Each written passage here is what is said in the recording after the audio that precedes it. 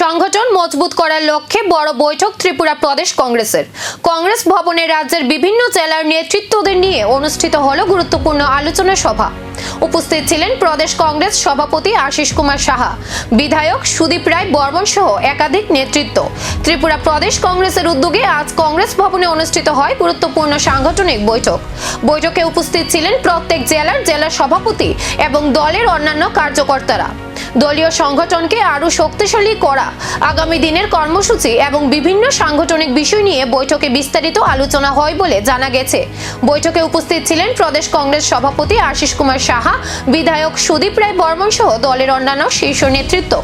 রাজ্যের বর্তমান রাজনৈতিক পরিস্থিতি, সাধারণ মানুষের বিভিন্ন সমস্যা এবং দলের ভবিষ্যৎ কর্মপন্থা নিয়েও নেতৃত্বদের মধ্যে মত বিনিময় হয়। জেলা স্তর থেকে সংগঠনকে আরো সক্রিয় করার লক্ষ্যে এই বৈঠক বলে জানা গেছে।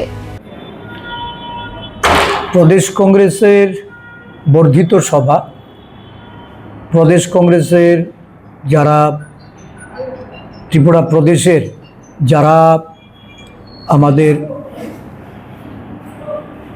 কর্মকর্তা বা এক্সিকিউটিভ কমিটি যারা আছেন, সাথে জেলা কংগ্রেস সভাপতি, সংগঠন সৃজন অভিযানে নবনিযুক্ত সভাপতি, বিভিন্ন ব্লকের ব্লক সভাপতি,